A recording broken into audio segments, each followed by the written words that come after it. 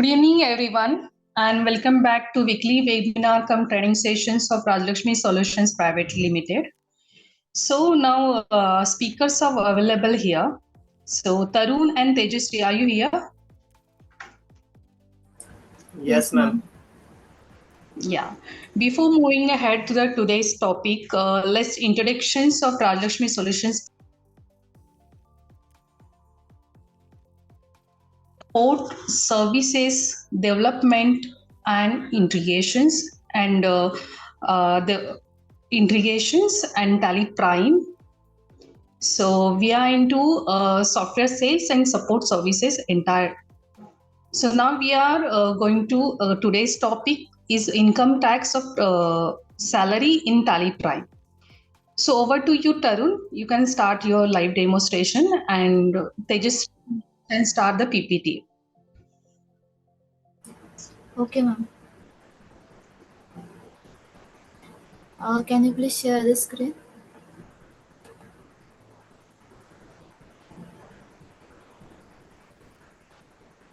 Hello everyone, myself Tejasri. I am here to represent the webinar on behalf of Rajlakshmi Solutions Private Limited. Here is our Rajlakshmi family. Welcomes to all of you. So today we are going to discuss about the new topic, that is explore income tax on salary in Tally Prime. Moving on to the next slide. Attendance type. Attendance type, you can define attendance or production types with or without pay. Attendance or leave with pay. Use this to record the positive attendance and leave with a pay. For example, present, sick leave, and so on. Second is leave without pay. Use this to record negative attendance. For example, absent, leave without pay, and so on. You can maintain and process both the negative, that is number of absent days, and positive, that is number of present days attendance for an employee to compute the salary. So tally में आपको attendance type maintain करने के लिए with पे और without pay define करने के लिए अटेंडेंस टाइप एक दिया गया है. टैली में विद पे अटेंडेंस मेंटेन करने का ऑप्शन पॉजिटिव अटेंडेंस जैसे कि सिक लीव, प्रेजेंट ये मेंटेन कर सकते हो. लीव विदाउट पे में आप नेगेटिव अटेंडेंस रिकॉर्ड कर सकते हो जैसे कि अब्सेंट और लीव विदाउट पे. आप ये नेगेटिव और पॉजिटिव रिपोर्ट एम्प्लॉय के अटेंडेंस में मेंटेन कर सकते हो जिससे सैलरी कैलकुलेट करने में यूज होगा. Next slide. क्रिएट पे head and defined income tax details in tally prime. The salary components constituting an employee's pay structure are pay heads. A pay head may be a benefit or deduction from the salary. The value of this pay head could be fixed or variable for each payroll period. For example, basic pay is a fixed pay component, whereas variable pay and bonus are variable components. Create पे head ये एक salary compute करने में important component है.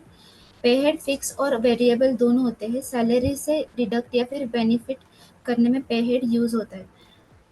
Here are some default पे head that in Tally Prime, that is a pay head type is categorized as earning, deduction, and reimbursement, attendance based earning pay head, computation based earning pay head, flat based earning pay head, canteen deduction pay head, PF deduction pay head, ESI deduction pay head, professional tax deduction pay head, and more on. Next slide. Define salary structure for employees and employee groups in Tally Prime. You can add, delete, or change a pay head component or its value for individual employees.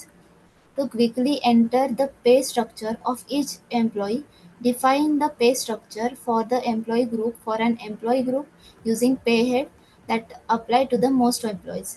You can then copy and apply the same structure to employee. Salary structure gives us the components included in the employee's pay. However, the tax is calculated based on the taxable nature of each pay head included in the salary structure of the employee. Further, the tax regime applicable to the employee will decide the tax slab, deductions, and exemptions to be considered to calculate income tax and net salary. आप individual employee के लिए पे head और component को add या हटा सकते हो। हर एक एम्प्लॉय पे स्ट्रक्चर को क्विकली एंटर करने के लिए ज़्यादातर एम्प्लॉयज़ को लागू होने वाले पे हेड का यूज़ करके आप ग्रुप ऑफ एम्प्लॉयज़ के लिए अप्लाई कर सकते हो। आप सेम प्रोसेस कॉपी करके एक-एक एम्प्लॉयज़ को भी अप्लाई कर सकते हो। सैलरी स्ट्रक्चर हमें कंपोनेंट्स देता है जो एम्प्लॉयज़ के पे में इंक्लूड होता है। पे हेड के पे हेड के ऊपर टैक्स कैलकुलेट होता है जो सैलरी स्ट्रक्चर में इंक्लूड होता है।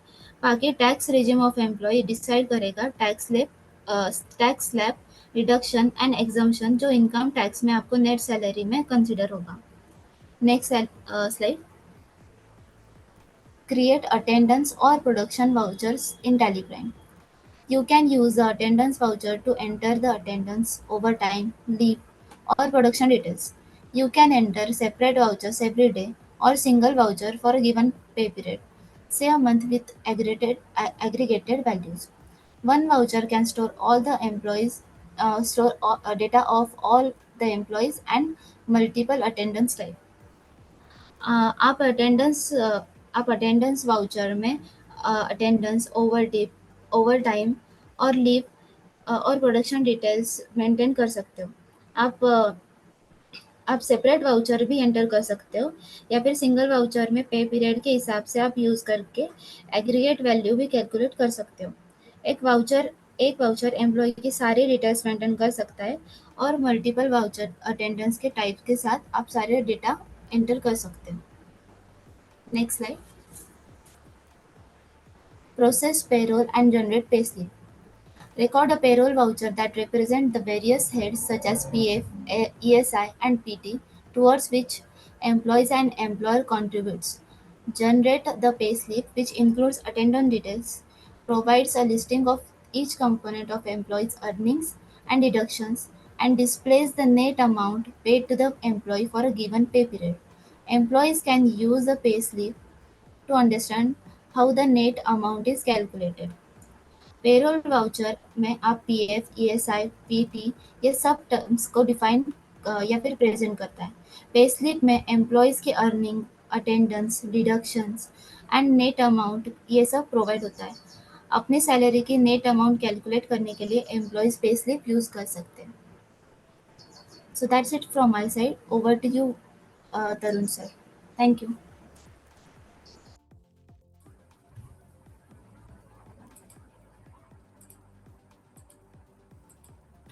Hello, good evening everyone. My name is Tarun and आज मैं आपको टैली के अंदर पेरोल एंड इनकम टैक्स के रिगार्डिंग पूरा जो प्रोसेसिंग रहेगा अपना, मैं वो बताने जा रहा हूँ। तो इसके अंदर सबसे पहले जो मास्टर्स हैं, हम वो मास्टर्स क्रिएट करेंगे। My screen is visible? No Tarun.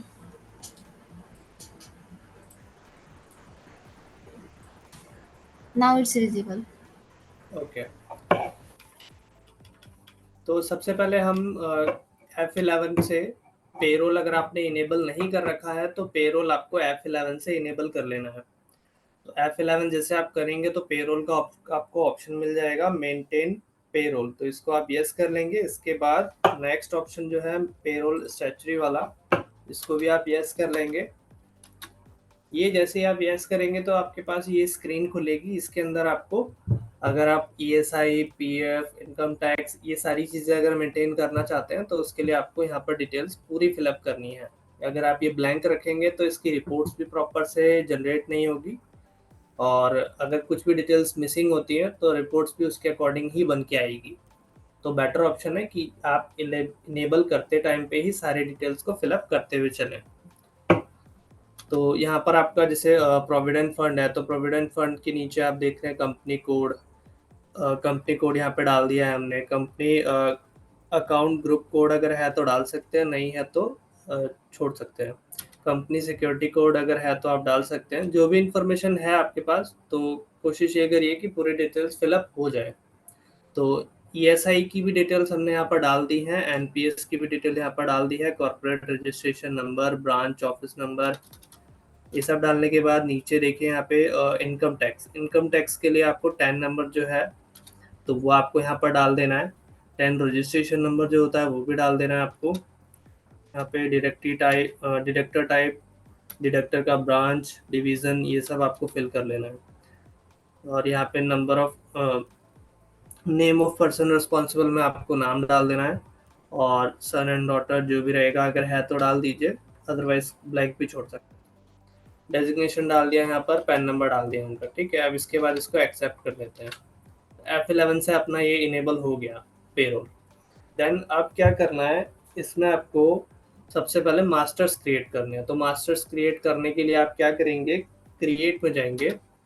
Create में जा करके पेरोल मास्टर्स के अंदर आपको कुछ चीज़ें मिलेंगी जो 1 बाय 1 आपको क्रिएट करनी है। जैसे कि आपका एम्प्लॉय ग्रुप है, एम्प्लॉय है, तो हमने यहाँ पर जैसे ऑलरेडी बना रखे हैं, तो मैं ऑल्टर में जा करके दिखाता हूँ आपको। ऑल्टर में गया, एम्प्लॉय ग्रुप में अगर मैं जाऊँ तो ग्रुप में यहाँ पर एम्प्लॉय ग्रुप में एज ए डिपार्टमेंट आप बना सकते हैं, कि जैसे सेल्स डिपार्टमेंट है, या अकाउंट्स डिपार्टमेंट है, या मार्केटिंग डिपार्टमेंट है, या आपकी कोई भी टीम जो भी टीम के या जितने भी अंदर जो लोग काम कर रहे होते हैं तो उनका एक ग्रुप होता है, तो वो ग्रुप के अकॉर्डिंग आप यहाँ पर नाम डालेंगे। ये डाल करके सिर्फ आपको एक्सेप्ट करना है, तो एक ग्रुप क्रिएशन हो जाएगा। इसके बाद एम्प्लॉय के अंदर आपको एम्प्लॉयज़ क्रिएट करने हैं। तो मैंने एक एम्प्लॉय बनाया हुआ है, तो उसको मैं दिखा देता हूँ उस पर क्या क्या डिटेल्स हमने डाली है। तो यहाँ पर नाम आपने डाल देना है। नाम डालने के बाद डिस्प्ले नेम पूछ रहा है, तो वो भी यहाँ पे आ गया है, ऑटोमेटिकली आ जाता है एक्चुअली ये। फिर अंडर में हमने ये ले लिया कि अकाउंट्स डिपार्टमेंट में हमने बनाया, तो वो ग्रुपिंग डाल दिया है, ठीक है। देन हम यहाँ पर डेट ऑफ ज्वाइनिंग डालेंगे उनका, जब का ज्वाइनिंग होगा एम्प्लॉय का। इसके बाद यहाँ पर जनरल इन्फॉर्मेशन के अंदर जो भी डिटेल्स आप फिलअप करेंगे, जैसे मैंने यहाँ पर सारी डिटेल्स ऑलमोस्ट फिलअप करी हुई हैं, तो ऐसे ही 1 बाय 1 डिटेल्स आपको फिलअप करते जाना है। Employee number, designation, function, location, और इनका date of birth, blood group. यहाँ पे नीचे एड्रेस भी डाल देंगे आप, address, mobile number, mail ID. Statutory details में अगर आप जाते हैं तो इसके ऊपर देखिए, पहले तो ये ऑप्शन आ रहा है एक प्रोवाइड बैंक डिटेल, तो इसको यस करके आप बैंक डिटेल्स भी डाल सकते हैं। इसके बाद यहाँ पर स्टैट्यूटरी डिटेल्स के अंदर अगर आपके पास जैसे जो एम्प्लॉय है आपका, तो उनकी पैन डिटेल्स, यूएन डिटेल्स अगर वो सब है, या पीएफ ईएसआई अगर आप करेंगे तो उसका अकाउंट नंबर जो होगा वो आपको डाल देना है। ये सब फिलअप करने के बाद इधर यहाँ पे F12 से अगर हम ऑप्शंस देखेंगे तो कुछ एडवांस ऑप्शंस मिलेंगे आपको, जैसे कि यहाँ पर पासपोर्ट एंड वीज़ा डिटेल्स अगर डालनी है तो वो भी डाल सकते हैं, तो उस ऑप्शन को मैंने इनेबल किया हुआ है। तो लास्ट में पासपोर्ट एंड वीज़ा डिटेल्स, तो इसके अंदर हमने वो सारी डिटेल्स फिलअप करी है। अगर है तो डाल सकते हैं, अदरवाइज तो इसको ब्लैंक छोड़ सकते हैं। फिर इसके बाद इसको किया हमने एक्सेप्ट, ये अपना एम्प्लॉय जो है हमने क्रिएट कर लिया। अब इसके बाद यूनिट जो है ना, जो जो आपने देखा होगा सेल परचेज की एंट्री में हम करते हैं, वो एक अलग चीज़ होती है। लेकिन यूनिट यहाँ पर एज ए यूनिट जो है आप क्या मेजर करते हैं, कि जो भी एम्प्लॉय है अगर आप उसका अटेंडेंस प्रिपेयर करेंगे तो वो डे के बेसिस पे करेंगे। तो यहाँ पर डे को हमने एज ए यूनिट क्रिएट किया है, क्योंकि ये एंट्री में यूज भी होगा आपका, ठीक है। वो आगे मैं बताता हूँ कैसे यूज होगा।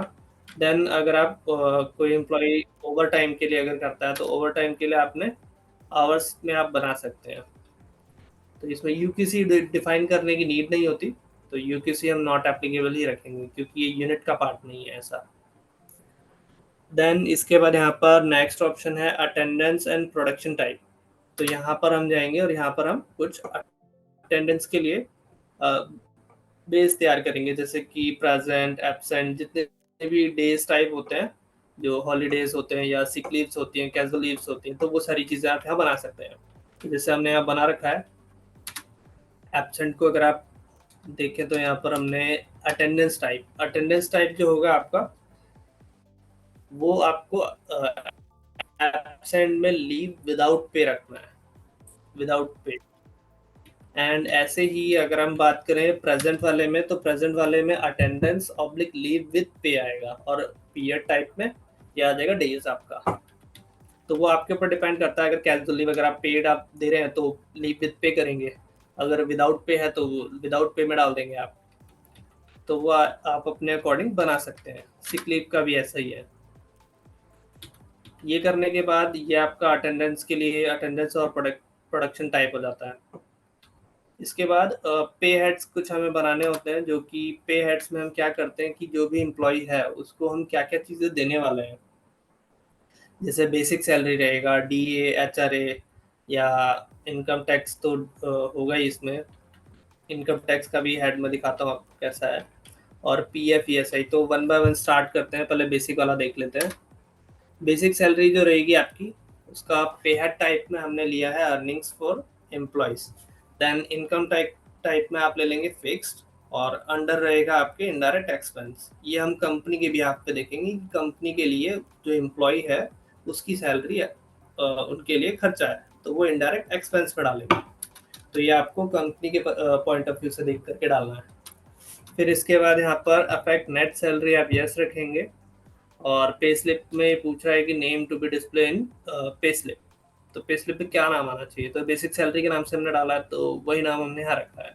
अगर चेंज करके दिखाना चाहते हैं तो चेंज भी दिखा सकते हैं, जैसे ग्रॉस सैलरी, नेट सैलरी, ऐसा कुछ अगर डालना है तो वो भी करके डाल सकते हैं।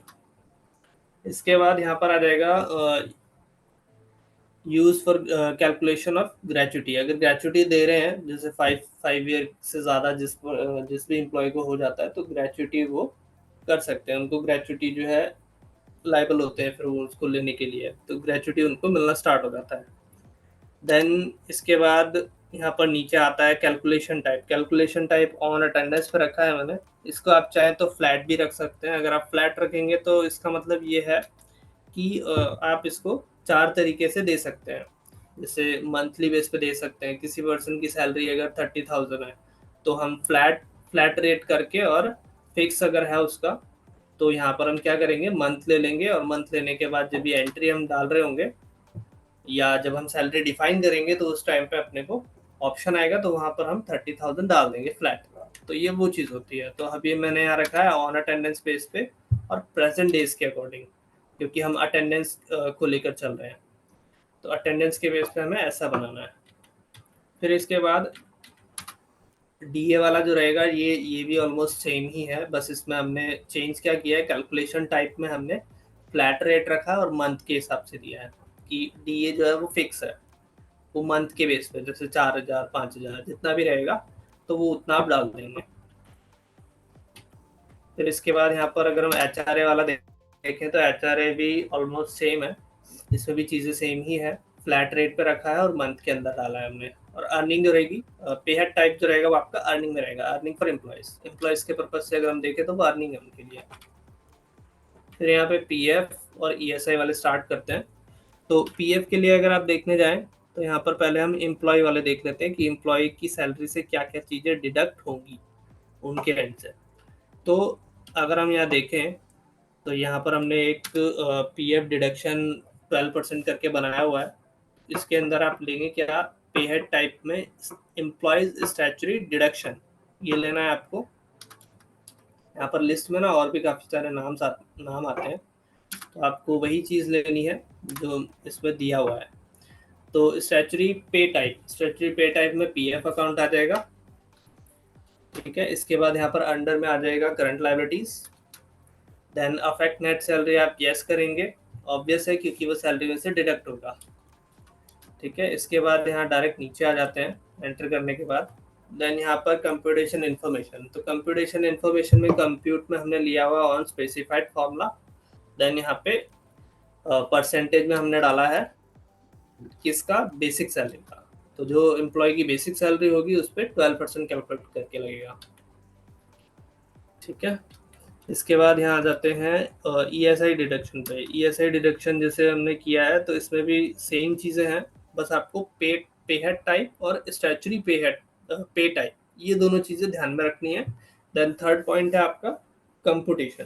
तो कंप्यूटेशन, ये 3 चीज़ें आपको इम्पोर्टेंट है जो ध्यान में रखना है। ठीक है। बाकी ऑलमोस्ट इसमें सेम ही रहेगा आपका टाइप। जितना रेट होगा वो रेट ध्यान में रखते हुए फिर आपको बनाते जाना है। अब एम्प्लॉयज एनपीएस डिडक्शन अगर आप देखेंगे तो 2 टियर होते हैं इसके। तो वो दोनों आप सेक्शन वाइज अगर आप रीड करके करेंगे तो बेटर रहेगा इसके बारे में। तो टीयर 1 के अंदर जो बनेगा वो भी कुछ ऐसा ही बनेगा। इसमें पे हेड टाइप में हमने यहाँ लिया है employee statutory deduction, then statutory pay type में आ जाएगा आपका एनपीएस टीयर 1। ठीक है, तो 2 टाइप के टीयर होते हैं और दोनों में ही 10% का डिडक्शन होता है। तो यहाँ से एंटर करके आप नेट सैलरी को यस रखेंगे, देन यहाँ पर आ जाएगा आपका on specified formula and basic salary का 10%।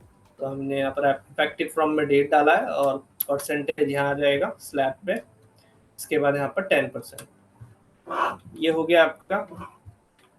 ऐसे ही सेम टीयर 2 का भी ऐसे ही होता है, तो वो चीज़ भी सेम आप वैसे ही क्रिएट करेंगे।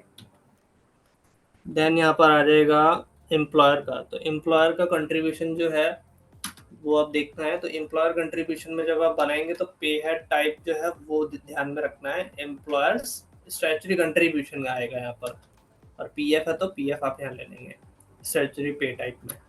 फिर इसको ये आएगा आपका इनडायरेक्ट एक्सपेंस के अंदर। ठीक है, देन यहाँ पर हम अफेक्ट नेट सैलरी को नो ही रखेंगे क्योंकि ये सैलरी को इफेक्ट नहीं करने वाला है, वो एडिशन में रिसीव होगी उसको अमाउंट। इसके बाद ऑन स्पेसिफाइड फॉर्मूला हम ले लेंगे कंप्यूटेशन टाइप में। देन यहाँ पर आ जाएगा बेसिक, डीए एंड एचआरए, ये तीनों चीज़ों पे हमने लगा करके डाला हुआ है। देन इसके बाद यहाँ पर आपका ईपीएस भी आ जाएगा।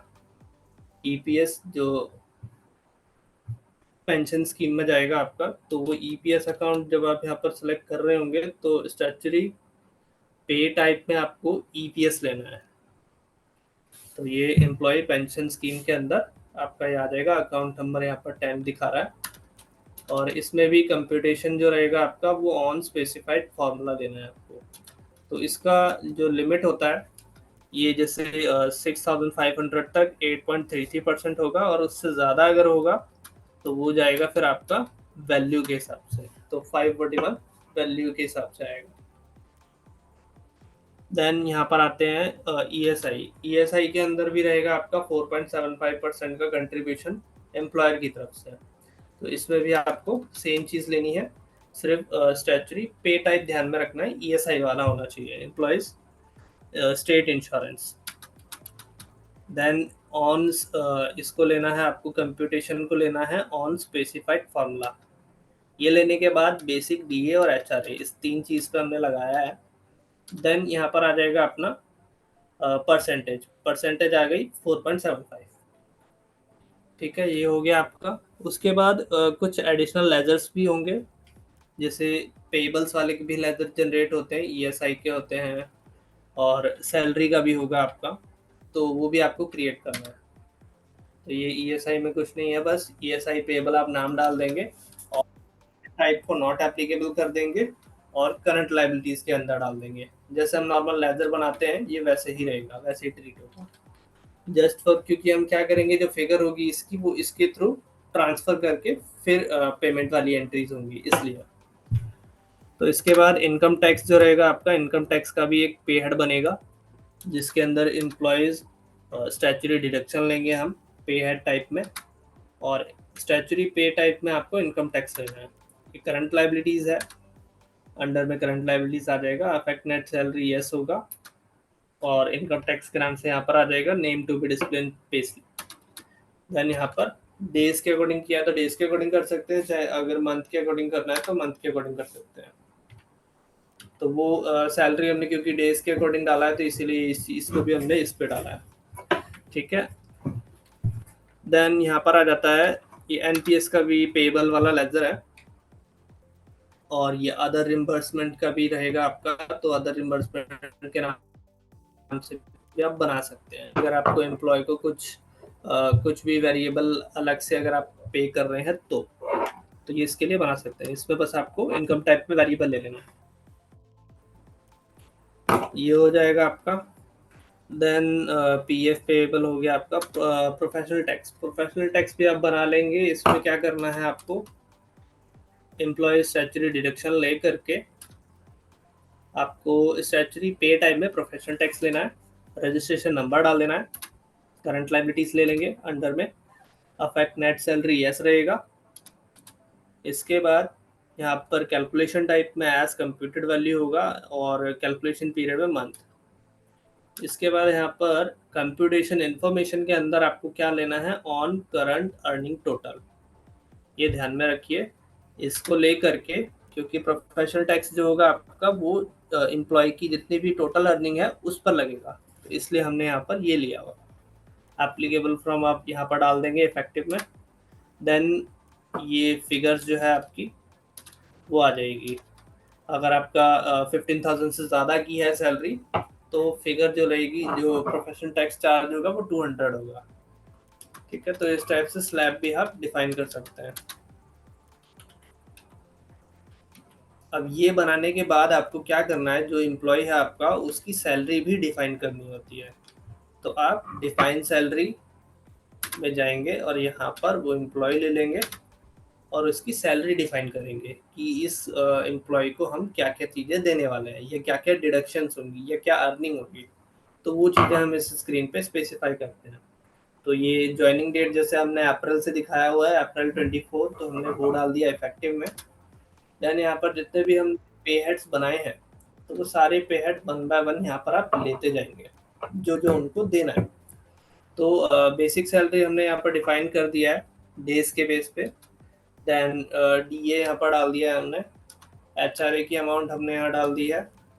फिर एम्प्लॉय ईएसआई डिडक्शन, एम्प्लॉयर का ईपीएस कंट्रीब्यूशन, एम्प्लॉयर का पीएफ कंट्रीब्यूशन, देन एम्प्लॉयर का ईएसआई कंट्रीब्यूशन, ये सारी चीज़ें भी हमने यहाँ डाल दी हैं।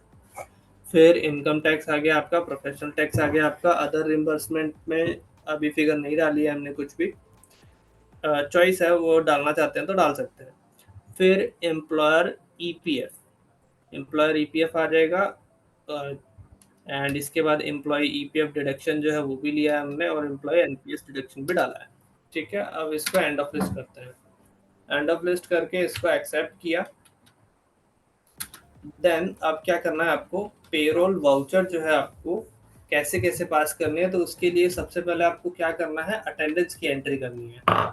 तो अटेंडेंस की एंट्री जो होगी आपकी, ये जैसे हमने ऑलरेडी की हुई है, जब आप F10 करेंगे तो F10 में अदर वाउचर्स के अंदर आपको ये मिल जाएगा, पेरोल वाउचर्स में लास्ट में जाकर अटेंडेंस। ठीक है, तो इस वाउचर के अंदर आपकी एंट्री होगी अटेंडेंस की, जिसमें आप पूरे मंथ की अटेंडेंस पास करेंगे। तो जैसे यहाँ पर आप मंथ एंड पे भी कर सकते हैं और मंथ के स्टार्टिंग डेट पे भी डाल सकते हैं डेट, लेकिन सेम मंथ का होना चाहिए। जैसे अप्रैल का कर रहे हैं तो अप्रैल में ही करना है आपको। फिर इसके बाद यहाँ पर क्या आएगा, जो एम्प्लॉय है उसका नाम सेलेक्ट करना है आपको। अटेंडेंस टाइप जो हमने बनाया था वो आप सेलेक्ट कर लेंगे। जैसे मैंने प्रेजेंट लिया है, प्रेजेंट डेज में मैंने 27 डाल दिया है डेज के अकॉर्डिंग। यूनिट में आप देख रहे हैं यहाँ पर डेज जो है वो आ रहा है ऑटोमेटिक। ठीक है, अगेन आपको वो एम्प्लॉय का नाम सेलेक्ट करना है। अगर कोई सिक लीव, कैजुअल लीव कुछ भी लिया है तो वो आपको डाल देना है। जैसे 2 दिन एब्सेंट डाला है तो 2 दिन एब्सेंट हो गया। ठीक है, तो वो डिडक्शन हो जाएगी उसकी। देन सिक लीव यहाँ पर आ गया तो सिक लीव में 1 आ गया। ठीक है, अब इसको मैंने किया एक्सेप्ट। अब इसके बाद आपको 2 एंट्रीज और करनी होती है, जो कि आपका क्या रहेगा, ये जैसे मैंने ऑलरेडी कर रखी है। एक तो एक पेरोल वाली एंट्री है आपकी, तो इसके अंदर ये जो फिगर्स आप देख रहे हैं, basic salary, DA, HRA, income tax, professional tax और एम्प्लॉय का जो डिडक्शन है एनपीएस में और ईपीएफ में, तो ये वो चीज़ें हैं। तो ये सारी फिगर्स ऑटोमेटिक आने वाली हैं। अभी मैं दिखाता हूँ आपको कैसे आएंगी। और ये एक पेरोल की एंट्री है, इसका अगर आप ऊपर में स्टेटस देखेंगे तो ये पेरोल ऑटोफिल पीएफ कंट्रीब्यूशन दिखा रहा है। तो इसमें एम्प्लॉयर कंट्रीब्यूशन की जितने भी हेड है तो वो इसमें ऐड होंगे इस एंट्री में ऑटोमेटिकली। अब देखिए ये एंट्री कैसे करनी है वो मैं बता देता हूँ। हमने अटेंडेंस पास किया है अप्रैल मंथ का, तो हम जब पेरोल की एंट्री करने जाएंगे तो आप F10 करके इसका जो शॉर्टकट की है पेरोल वाउचर का, वो कंट्रोल F हो रहा है, इसके थ्रू भी कर सकते हैं। अगर शॉर्टकट की मालूम नहीं है तो F10 प्रेस करके भी कर सकते हैं। इसमें आ गए, पेरोल वाउचर खुल गया अपना। अब यहाँ पर करना क्या है, आपको ऑटोफिल जाना है। ऑटोफिल के थ्रू भी कर सकते हैं, ऑटोफिल एक तरह से आधा काम आपका उससे हो जाता है इन शॉर्ट। तो मैं ज़्यादा वही प्रेफर करूँगा आपको ऑटोफिल करके, और वैसे डायरेक्ट करना है तो डायरेक्ट भी कर सकते हैं, दोनों तरीके हैं। फिर यहाँ पे ऑटोफिल करके आप क्या करेंगे, पेरोल ऑटोफिल पे जाएंगे और यहाँ पर प्रोसेस पूछ रहा है, तो प्रोसेस के लिए अगर हम सैलरी कर रहे हैं प्रोसेस, तो सैलरी हम यहाँ ले लेंगे। इसके बाद यहाँ पर प्रोसेस बेस में प्रूफ वैल्यू, डिक्लेयर वैल्यू, ये भी मैं बताता हूँ। जो डिक्लेरेशन होता है इनकम टैक्स का, तो ये वहाँ से पिक करता है, और वहाँ पर हम क्या करते हैं, डिक्लेयर वैल्यू और प्रूफ वैल्यू जो है वो डाली जाती है। अभी मैं इसको प्रूफ वैल्यू रखता हूँ, एंड यहाँ पर आपका डेट आ जाएगा। एक सेकेंड, पहले मैं डेट चेंज कर लेता हूँ। मैं मंथ एंड पे कर रहा हूँ, तो मैं अप्रैल मंथ की कर रहा हूँ, तो मैं मंथ एंड पे करूँगा। ठीक है, फिर कंट्रोल F, ऑटोफिल, यहाँ पर सैलरी ले लेंगे, यहाँ प्रूफ वैल्यू आ गया, और पीरियड जो होगा वो फ्रॉम से टू ऑटोमेटिक आ जाएगा, तो ये आपको डालने की नीड नहीं है। इसके बाद यहाँ पर अगर मल्टीपल एम्प्लॉयज होंगे, अभी तो मैंने एक ही एम्प्लॉय का बना करके मैं दिखा रहा हूँ आपको, तो वन एम्प्लॉय का मैं यहाँ से सेलेक्ट भी कर सकता हूँ, अदरवाइज ऑल आइटम भी ले सकते हैं अगर एक ही एंट्री में मल्टीपल एम्प्लॉयज है तो। फिर इसके बाद यहाँ पर आ जाएगा शॉर्ट में एम्प्लॉय नेम, देन यहाँ पर अपना जो लिस्ट ऑफ लेजर है आप वो सेलेक्ट कर लेंगे। जैसे हमने बनाया था सैलरी पेएबल, तो हम सैलरी पेएबल ले लेंगे। ठीक है, अब इसके बाद ये जो स्क्रीन है आपकी, इस पे देखिए ऑटोमेटिकली फिगर्स जो है वो ऑटोमेटिक ही कैलकुलेट होंगी, जो हमने पे हेड के अकॉर्डिंग बनाए हुए हैं उसके अकॉर्डिंग, जितना जितना रेट डाल करके बनाया है उसके अकॉर्डिंग। और एक चीज़ आप इसमें नोटिस करिएगा, एम्प्लॉय ESI डिडक्शन जो है वो डिडक्ट नहीं हुआ है। क्यों नहीं हुआ है? क्योंकि जो ESI डिडक्शन का जो स्लैब है, तो वो अगर किसी भी एम्प्लॉय की सैलरी 21,000 से अगर कम होती है तो ही वो डिडक्ट होगा आपका, अगर ज़्यादा होगी तो डिडक्ट नहीं होगा। तो अब यहाँ पर जो सैलरी है आपकी वो काफ़ी ज़्यादा है, 40,500, तो इसके अकॉर्डिंग फिर वो ESI डिडक्शन नहीं होगा, तो इसीलिए इस एंट्री में वो नहीं आया है। अब हम इसको क्या करते हैं, नरेशन में देखिए ऑटोमेटिक ही आएगा आपका। अब इसको करते हैं एक्सेप्ट, ये एक्सेप्ट हो गई। अब ऐसे ही आपको क्या करना है, जो PF वाली जो एंट्री है आपकी कंट्रीब्यूशन वाली एम्प्लॉयर के, वो पास करनी है। तो कंट्रीब्यूशन के लिए तीनों चीज़ें, ESI कंट्रीब्यूशन, NPS कंट्रीब्यूशन और PF कंट्रीब्यूशन। तो ESI तो वैसे ही नहीं है इसमें, और NPS हमने डाला नहीं है, तो PF कंट्रीब्यूशन ले लेते हैं। PF कंट्रीब्यूशन लिया, एम्प्लॉय लिया, और यहाँ पर आ जाएगा PF पेएबल, ये लिया हमने, और इसके अंदर भी फिगर जो है वो ऑटोमेटिक आ जाएगी जो एम्प्लॉयर कंट्रीब्यूशन है। अब इसको कर देंगे एक्सेप्ट, ये हो गया। अब इसकी रिपोर्ट्स जब आप देखने जाएंगे, डिस्प्ले वो रिपोर्ट्स में जाने के बाद पेरोल रिपोर्ट्स में जाएंगे। पेरोल रिपोर्ट्स में जाकर के आप पे स्लिप देखेंगे, तो पे स्लिप भी इसका एम्प्लॉय का जनरेट हो जाएगा। इसमें गए, यहाँ पर ये पे स्लिप आ रही है फॉर द मंथ। एक मिनट, पीरियड जो है, पहले पीरियड सेलेक्ट करना होगा हमें। पीरियड यहाँ पर ले लेंगे 1 अप्रैल 24। ठीक है, तो ये इस तरीके से आपका जो लीव जो है, लीव मैनेजमेंट, तो वो अटेंडेंस डिटेल्स भी ऊपर आ रही हैं, नीचे यहाँ पर आपका वो आ गया। टोटल अर्निंग में आप देख रहे हैं बेसिक, DA, HRA ये सब आ गया है। डिडक्शंस में ये सब आ गई है फिगर्स। ठीक है, PTAX, प्रोफेशनल टैक्स आ गया है, इनकम टैक्स आ गया है, एम्प्लॉय का जो डिडक्शन है वो आ गया है। ठीक है, और इसके अंदर ऊपर जितना भी जो एम्प्लॉय क्रिएट करते टाइम पे जो हमने डिटेल्स फिलअप करी थी, वो सारी डिटेल्स आपकी ऊपर में आ रही हैं, जो आप देख रहे होंगे। एम्प्लॉय ने, एम्प्लॉय नंबर, फंक्शन नेम तो मिडल में ही आता है, designation and location, bank details, date of joining, ये सारी डिटेल। तो इसको अगर आप एक्सपोर्ट करना चाहें तो एक्सपोर्ट भी कर सकते हैं। देखिए कंट्रोल E किया, कंट्रोल E करके अगर मैं इसको एक्सपोर्ट करूं, यहाँ पर वर्टिकली का भी ऑप्शन दिया है, आप कॉन्फ़िगर में देखें तो शो वर्टिकल पे स्लिप, तो वर्टिकली भी कर सकते हैं इसको। देखिए एक्सपोर्ट टू में जाकर के पहले मैं लोकेशन चेंज कर देता हूँ उसकी, डाउनलोड्स में कर लेते हैं। ये देखिए पे स्लिप जो है वो कुछ इस टाइप से जनरेट हो जाएगी, जैसे कंपनी का नाम, एड्रेस, मेल आईडी, ये सारी चीज़ें आ रही हैं ऊपर, और टॉप में यहाँ पे स्लिप आ जाएगा, किस मंथ की है वो आ जाएगा, और यहाँ पर ये जो एम्प्लॉय का नाम है वो आ जाएगा, पूरा ऐसा स्ट्रक्चर बन के आ जाएगा रेडी होके। ठीक है, तो ये तो हो गया अपना पे स्लिप। एंड अब इसमें पे शीट जो है आपका, वो पे शीट अगर आप देखना चाहे हेड वाइज, अगर आपको इनकेस एक्सेल में चाहिए और शीट वाइज चाहिए कि किसका कितना कितना, अभी तो एक एम्प्लॉय का किया है, अगर मल्टीपल एम्प्लॉयज का देखना है तो पे शीट की हेल्प से भी देख सकते हैं। तो ये हेड वाइज आ जाएगा, ये जितनी भी हेडिंग है तो सब ऐसे इसमें आ जाएगी। ठीक है, तो ये है आपका पे हेड के अकॉर्डिंग। अगर पे हेड अलग अलग पे हेड के उसमें देखना है कि कितनी फिगर किस एम्प्लॉय को गई है, तो ये इसके लिए होता है, पे शीट आप देख सकते हैं।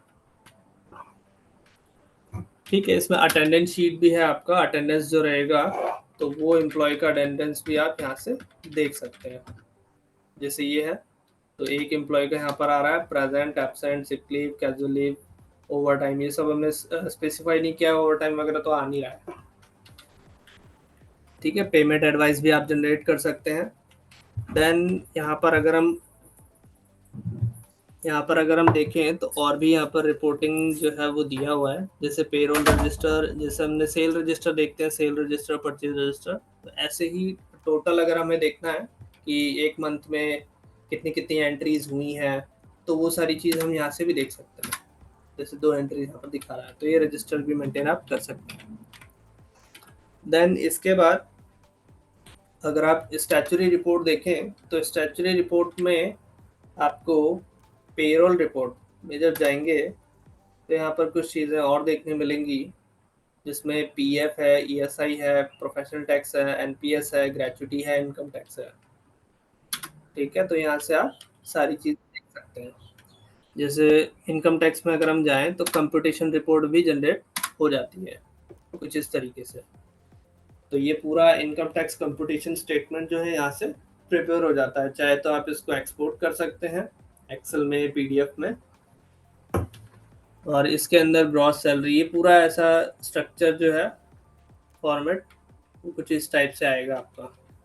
तो जितने भी अलाउंसेस वगैरह होते हैं या डिडक्शंस होती हैं या रिलीफ होते हैं, तो वो सारी चीज़ें आपकी इसमें आ जाएगी। और इसके अंदर जो फिगर्स होंगी, अगर आपने डिक्लेरेशन में स्पेसिफाई किया हुआ है तो उसके अकॉर्डिंग ही आएगा। यहाँ पे देख रहे हैं आप, सेक्शन वाइज दिया हुआ है ये सब।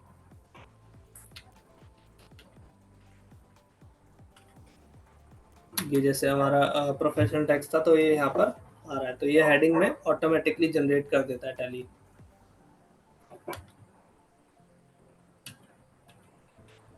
सैलरी प्रोजेक्शन भी आप कर सकते हैं। यहाँ पर क्वार्टरली जो फाइलिंग होती है 24Q की, जो ई रिटर्न जाता है, तो वो भी कर सकते हैं। फॉर्म 24Q भी है और इसके एनेक्शर्स भी दिए हुए हैं। एनेक्शर का मतलब ये होता है कि हम क्या करते हैं, जो भी एम्प्लॉय है तो उसका सैलरी के अकॉर्डिंग कितना कितना बन रहा है, डिडक्शंस वगैरह, जैसे income tax other than salary भी होता है, तो वो सारी चीज़ें इसमें आती हैं। और सैलरी वाला जो रहेगा आपका वो फॉर्म 16 वगैरह उसमें आएगा, तो उसका भी एनेक्शर होता है। बाकी ITR वगैरह भी है, तो काफ़ी सारे रिपोर्टिंग सिस्टम है जो उसमें दिया हुआ है। आप इसको कर सकते हैं यहाँ से डायरेक्टली, ऐसे एंटर करेंगे तो ये एक्सपोर्ट करके दे देगा आपको। जैसे हम इसको यहाँ कर लेते हैं,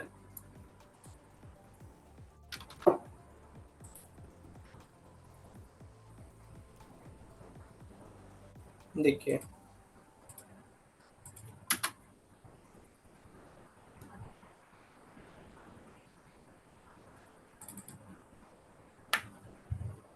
यहाँ पर ये PDF जो है वो कुछ इस टाइप से जनरेट हो जाएगा।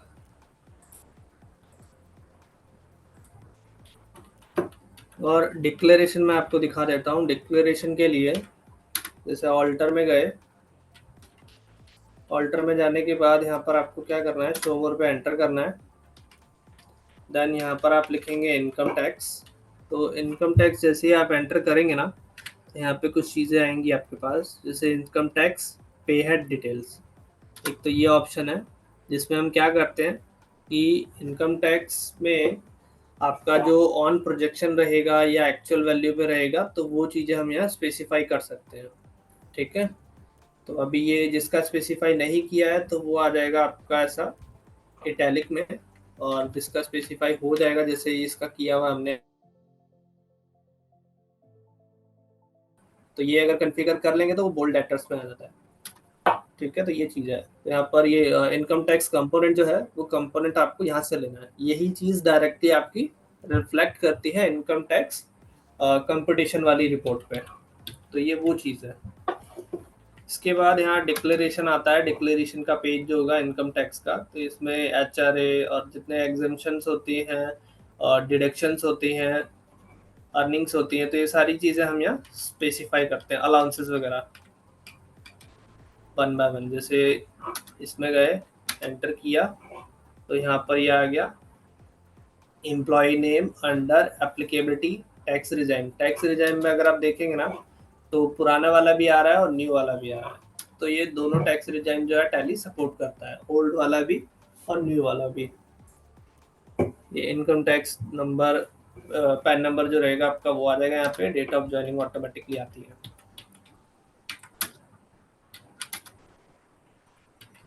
ठीक है, तो ये 1 बाय 1 आपको यहाँ स्पेसिफाई करना होगा जो भी आप डालना चाहते हैं।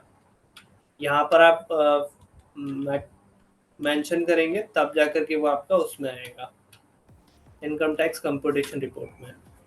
तो ये था आज का आपका सेशन जिसमें हमने पेरोल एंड इनकम टैक्स जो है वो सीखा। सो that's it from my side and thanks for joining. Yeah, thank you, Tarun and Tejasri. Thank you so much. So we have organized the business event 2024 that is called Udan 2024. So for registration, be connected to your key account managers and your connected person. So now we are going to wind up the session. So see you in the next webinar. Thank you.